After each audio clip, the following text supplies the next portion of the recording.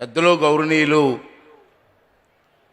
మన ముఖ్యమంత్రి గారు నారా చంద్రబాబు నాయుడు గారు, అలాగే మీ అందరికీ తెలిసిన వ్యక్తి మన గోవా గవర్నర్గా ఉన్నటువంటి పోస్పాటి అశోక్ గజపతిరాజు గారు, విజయనగరం జిల్లా. అదేవిధంగా ఇప్పుడే గజల్ శ్రీనివాస్ వారికి, తర్వాత మన న్యాయమూర్తి గారు ఇక్కడికి వచ్చినటువంటి శివశంకరరావు గారికి అందరికీ నమస్కారం అండి. ముఖ్యంగా నిన్న మొన్న కూడా చాలా విషయాలు మాట్లాడుకున్నాం. మళ్ళీ అదే విషయాలు చెప్పకుండా కొన్ని కొత్త విషయాలు ముఖ్యమంత్రి గారు మన సమక్షంలో ఉన్నారు కాబట్టి నిన్న మొన్న చాలామంది మాట్లాడారు ఈ డయాస్ మీద. దాంట్లో కొన్ని ముఖ్యమైనటువంటి కార్యక్రమాలు మనం రాసుకొని ముఖ్యమంత్రి గారి దృష్టికి తీసుకువెళ్తే రేపు ముఖ్యమంత్రి గారు దాన్ని అమలు చేయడానికి ఎక్కడ అవకాశం వస్తుంది కాబట్టి సార్ ఆ విషయాలు మాత్రం తమ దృష్టికి తీసుకొస్తానని చెప్పి ఈ సందర్భంలో మనం చేస్తున్నాను సార్. మరి అదేవిధంగా ఇక్కడ ఉండే పెద్దలందరికీ ఈరోజు ఈ సమావేశానికి వచ్చే మీ అందరికీ కూడా నా నమస్కారాలు, ప్రెస్ వారు అందరికీ కూడా. మరి ముఖ్యంగా నేను మాట్లాడేది ఏంటంటే, ముందుగా నందమూరి తారక రామారావు గారు, ఈ వేదిక పేరు సార్ నందమూరి తారక రామారావు గారి వేదిక అని చెప్పి మన పెద్దలందరూ కూడా నామకరణం చేయడం జరిగింది సార్. ఈ వేదిక పైన ఎందుకు పెట్టవలసి వచ్చిందంటే పెద్దలతో నిర్ణయం, రామారావు గారు తెలుగు భాషకు చేసినటువంటి కృషి మరువలేనిది. అసలు తెలుగువాడి గురించి ప్రపంచానికి చెప్పిన వ్యక్తి నందమూరి తారక రామారావు గారు అని చెప్పి ఈ సందర్భంలో మీ అందరికీ మనం చేస్తున్నాను. అది అనేక సందర్భాల్లో తెలుగు మాట్లాడుతూ ఉంటే ఆ రోజు మా వయసు 25 సంవత్సరాల వయసులో వారు రాజకీయాలకు వచ్చారు.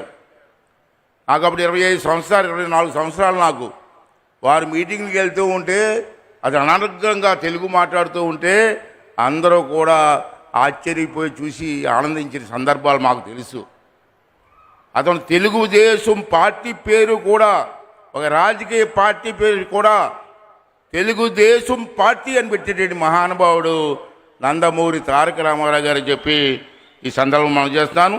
వారు అనేకమైన విషయాల్లో తెలుగు కోసం పోరాడినటువంటి వ్యక్తి, తెలుగు రాష్ట్రం కోసం పోరాడిన వ్యక్తి సార్. ఒకసారి మళ్ళీ పాత విషయం వాడు గుర్తు చేస్తున్నాను మీకు. పివి నరసింహరావు గారికి ప్రధానమంత్రిగా ఇచ్చే అవకాశం వచ్చింది ఒక సందర్భంలో. అప్పుడు నేను కూడా ఎమ్మెల్యేగా ఉన్నా. పెద్దలు కేంద్ర ప్రభుత్వం పివి నరసింహరావు గారిని ప్రధానమంత్రిగా చెయ్యాలని చెప్పి పార్లమెంట్ మెంబర్గా ఆంధ్ర రాష్ట్రంలో పోటీ చేయమన్నారు. అప్పుడు రామారావు గారు ఏమన్నారో తెలుసా? మన పార్టీ వాళ్ళందరూ వచ్చి పోటీ చేస్తామా వద్దని డిస్కషన్లో ఉన్నప్పుడు రామారావు గారు అన్న మాట ఏంటి తెలుసా? మనం పోటీ పెట్టొద్దు. ఆ రోజు చంద్రబాబు ఎన్టీ రామారావు గారు పోటీ పెడితే మనం గెలుస్తాం. పోటీ పెట్టొద్దు.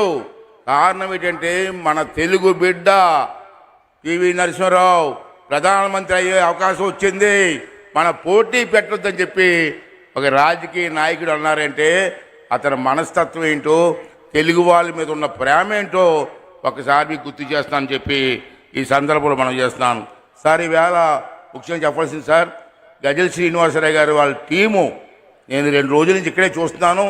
కొన్ని వందల మంది రాత్రి పౌరులు కష్టపడి ఈ ప్రాంగణాన్ని ముస్తాబు చేయడమే కాకుండా సుమారు 35-40 దేశాల నుంచి ప్రతినిధులు వచ్చేసారు సభకి.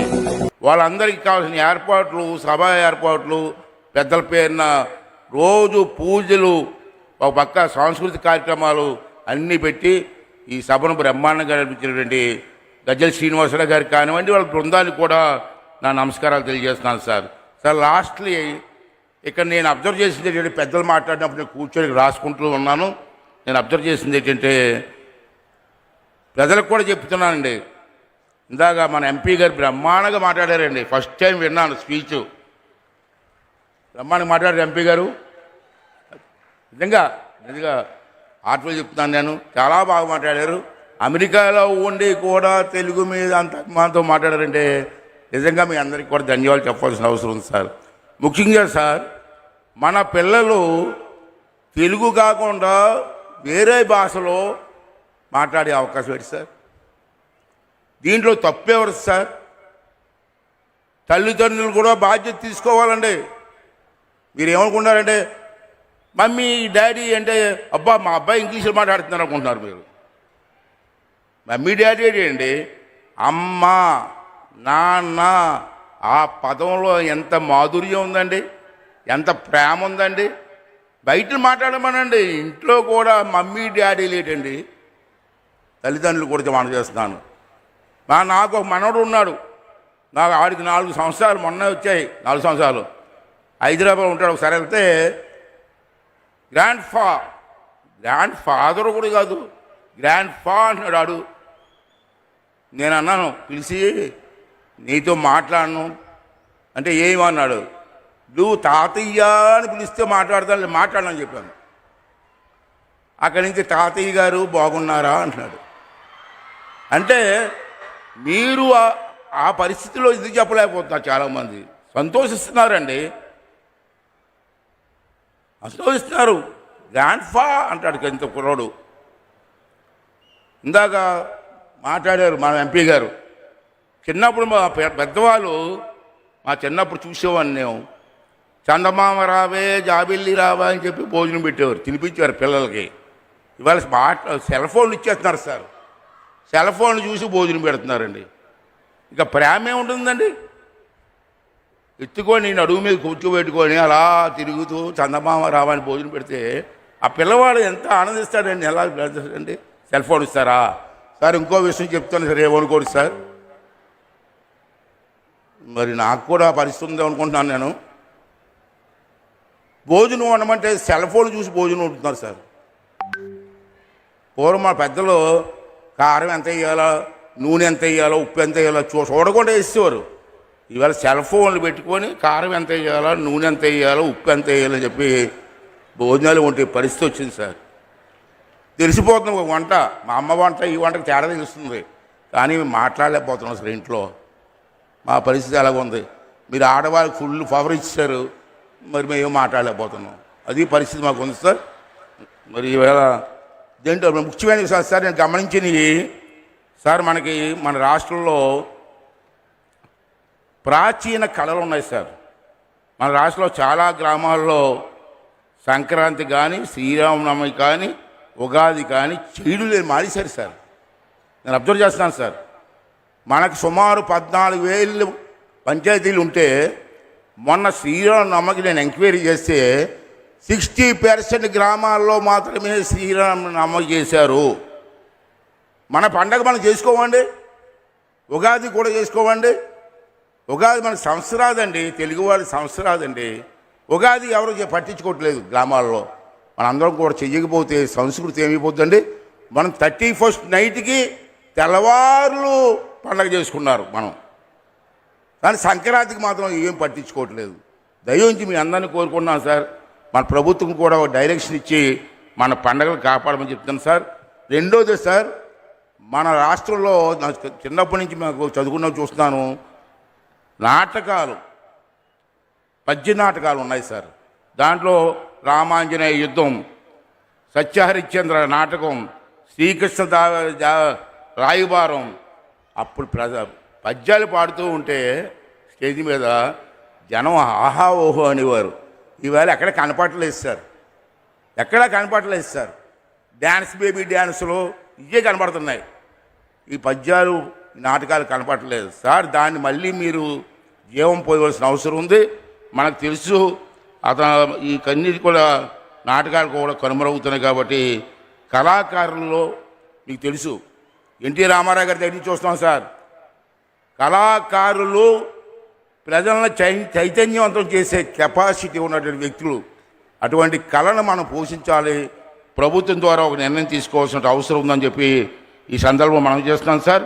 అలాగే ప్రతి స్కూల్లో, ప్రభుత్వ స్కూలే కాదు, ప్రైవేట్ స్కూల్లో, కాన్వెంట్లో కూడా కంపల్సరిగా తెలుగు ఉండి తీరాలని చెప్పి ప్రభుత్వం ఒక నిర్ణయం ఆలోచించి తీసుకోవాల్సిన అవసరం ఉందని చెప్పి ఈ సందర్భం జరుగుతున్నారు.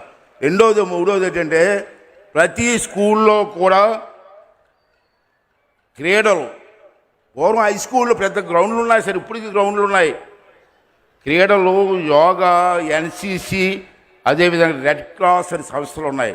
అవన్నీ ప్రవేశపెట్టి మన పిల్లలకి ట్రైనింగ్ ఇస్తే బాగుంటుందని చెప్పి నేను మీకు మనవి చేస్తున్నాను సార్. మరొక ముఖ్యమైన విషయం ఏంటంటే రాష్ట్రంలో ఉన్నటువంటి అన్ని స్కూల్లో కూడా చెప్పాను సార్ తెలుగు సబ్జెక్ట్ ఉండాలని. అలాగే ఇంకో విషయం ఏంటంటే మనకి నిన్న ఆటల హరిశ్చంద్ర సార్ పేరేం పేరండి, గుమ్మడి గోపాలకృష్ణ గారు ఉన్నారు సార్. నిన్న హరిశ్చంద్ర వేశారు ఇదే స్టేజ్ మీద. ఏం గాయకులు సార్, పెద్ద నటుడు సార్. నేను కోరేది ఏంటంటే ఆల్రెడీ అతనికి పదవి ఇచ్చారు, మీరు చెప్పారు, అతను సంతోషంగా చెప్పాను నేను. అతని ఆధ్వర్యంలో అన్ని జిల్లాల్లో కూడా మన పిల్లలు పాడే పిల్లలు చాలామంది ఉన్నారు. ఈనాడు టీవీలో చూస్తున్నాం. ఆ పిల్లలకు కానీ పద్య నాటకాల మీద ట్రైనింగ్ ఇస్తే వాళ్ళు ప్రతి ఊర్లో ఈ కార్యక్రమం చేసే అవకాశం ఉంటుందని చెప్పి ఈ సందర్భంలో మనం చేస్తూ, మరి అమరావతి పాట ఉంది సార్. విశాఖపట్నంలో మన స్కూల్ ఫంక్షన్కి వెళ్ళాను. ఆ స్కూల్ ఫంక్షన్లో యాపిల్ స్కూల్ అని ఉంది సార్. వాళ్ళు అమరావతి పాట మీద అరగంట 100 మంది పిల్లలు డ్యాన్స్ చేశారు సార్. బ్రహ్మాండంగా చేశారు సార్. అటువంటి కార్యక్రమాలు చేస్తే బాగుంటుందని చెప్పి మనం చేస్తూ, దీని మీద కొంచెం దీని మీద మీరు కొంచెం శ్రద్ధ వహించండి. చేస్తారని నమ్మకం మాకు ఉంది, చేస్తారని చెప్పి కోరుకుంటూ సెలవు తీసుకున్నాను సార్. Thank you sir. కొంచెం ఎక్కువ మాట్లాడాను, ఏమనుకోండి సార్.